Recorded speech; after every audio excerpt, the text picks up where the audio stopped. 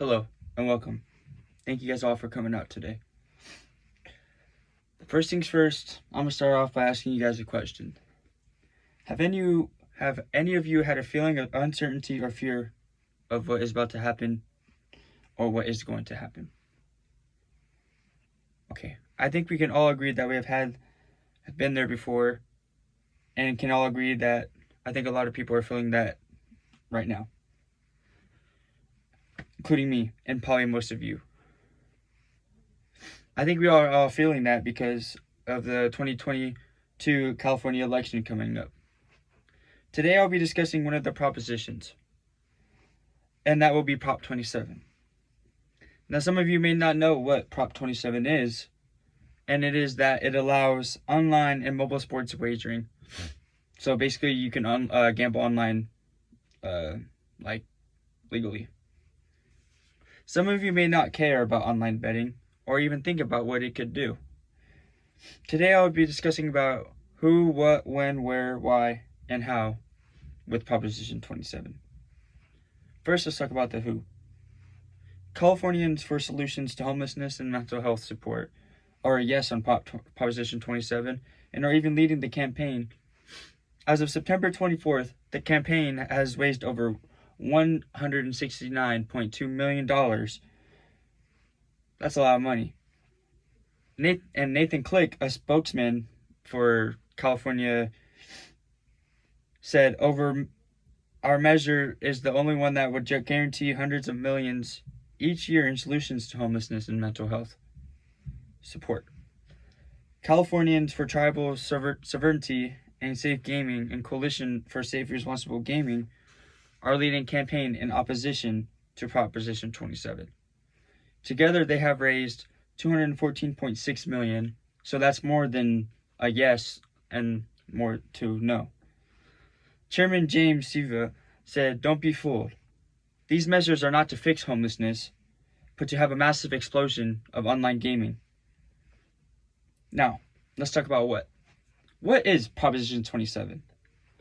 Well, Proposition 27 proposes a constitutional amendment and statute to authorize the gaming tribe, an online sports betting platform for people 21 years of age or older in the state of California, but outside of Indian lands. The amendment would also prohibit betting on youth sports. So let's just think about that for a second.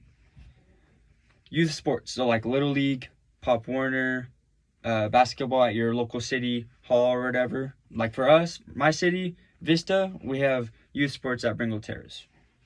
Anyways, all of you may be thinking when all of this is going to happen, and this amendment would take effect on January 1st, 2023. Also, all of you are probably wondering, why is it even a proposition? Like, why wouldn't it be legal already? Well, because it raises money for homelessness and mental health support. Now that we have discussed Proposition 27 and what it is, I will now talk about some advantages and disadvantages of Proposition 27. So, as I look around in the crowd, I can tell that some of you have unfamiliar faces and some feelings of uncertainty. Because, well, what is it? Like, why does it matter? Well, let's just discuss some pros and cons of it, yeah? So first, let's talk about some advantages, or pros, or even positives of Proposition 27. Well, the first thing is that regulating online sports betting would protect gamblers and end illegal online gambling operations. So, it's not against the law to gamble online now. Also, it would guarantee extra funding to homelessness and mental health in California. So, even if you don't want to gamble, or even if you do want to gamble, you have an extra reason why. So some disadvantages would be that large out-of-state gambling companies would profit off of California and block similar operations. So basically, like other states would have effect on this. The last disadvantage I would like to talk about is that it makes gambling more accessible than ever. And what does gambling do? Well, people sometimes get addicted to gambling and they always blow all their money and they could become broke, or you could win sometimes, win big. That is why it is addicting. Like people at casinos, they would do online sports betting 100%, or even people that go to like horse races and gamble. Gambling is such an addiction. It's like a drug, I feel like. Now that we have discussed disadvantages and advantages of Proposition 27, I would like to leave you with this question. Are you a yes or no on Prop 27? Thank you.